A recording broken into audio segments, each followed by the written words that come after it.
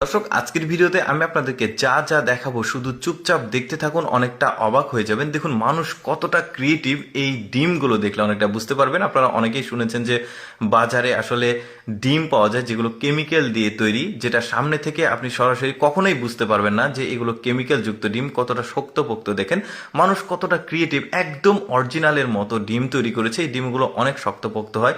এই ডিমগুলোর যে কুসুম, এই ডিমগুলোর ভেতরে সাদা যে পানীয়টা থাকে সেটা, মানে সাদা যে অংশ, সেটা সবকিছুই কিন্তু হুবহু ওই রকম ভাবেই ওরা তৈরি করছে। এই যে দেখতে পাচ্ছেন ফ্যাক্টরিতে এখানে প্রোডাকশন হচ্ছে, সবগুলোই কিন্তু কেমিক্যালের ডিম যেগুলো বাজারজাতকরণ হয় আমরা অনেকেই চিনি না।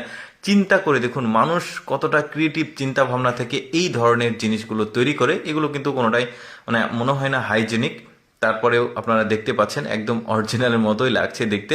আজকের ভিডিওতে যা যা দেখাবো সবই মানুষের ক্রিয়েটিভিটি নিয়ে, যে মানুষ কতটা ক্রিয়েটিভ হতে পারে। দেখুন এই যে ডিমটা, এই ডিমটা তো কখনোই মানুষের জন্য ভালো কোনো কিছু বয়ে নিয়ে আসবে না। তারপরেও দেখতে পাচ্ছেন ওরা কতটা নিখুঁতভাবে এই কাজটা করেছে।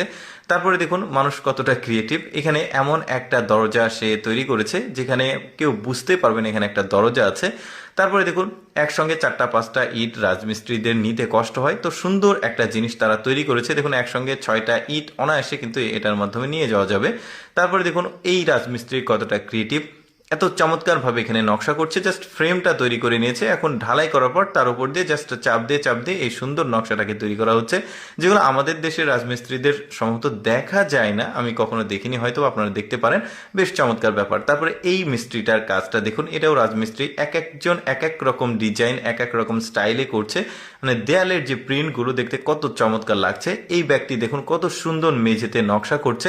এই ধরনের নকশা করা কিন্তু আমি কখনো দেখিনি, আপনাদের সাথে আমিও নিজেও প্রথম দেখছি। খুবই চমৎকার লাগছে, যে কারণে ভাবলাম আপনাদেরকেও দেখাই।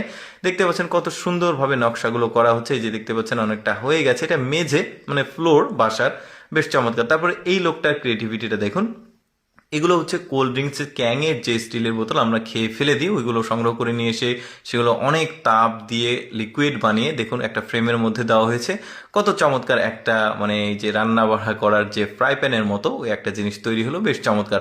তারপর দেখুন চাষাবাদের জন্য কত সুন্দর একটা ইকুইপমেন্টস তারা বানিয়েছে। এই ইকুইপমেন্টটা কিন্তু খুবই প্রয়োজনীয়, রসুন পেঁয়াজ এগুলো লাগানোর জন্য একসঙ্গে অনেক কাজ হচ্ছে। এখানে একটা সুন্দর বাটি তৈরি করা হবে, তবে এই বাটিটা কোনো সাধারণ বাটি না, একটা বিশেষ প্রক্রিয়ার মাধ্যমে এই বাটিটাকে তৈরি করা হচ্ছে। দেখুন কত চমৎকার একটা নকশা ওরা তৈরি করে এই ফুল দিয়েছে, ফুলের ডিজাইনটা কিন্তু এই বাটির উপরে ও মানে তুলছে। দেখতে পাচ্ছেন কি চমৎকার। এখন পানি দেন আর কোল্ড ড্রিঙ্কস যেটাই দেন, এইটা এই সুন্দর একটা কালার ধারণ করবে। দর্শক এই নীল কাটারটাকে দেখুন কত চমৎকার ভাবে আপডেট করা হয়েছে, যাদের চোখের সমস্যা তাদের কথা বিবেচনা করে। দর্শক কেমন লাগলো আজকের ভিডিওটি?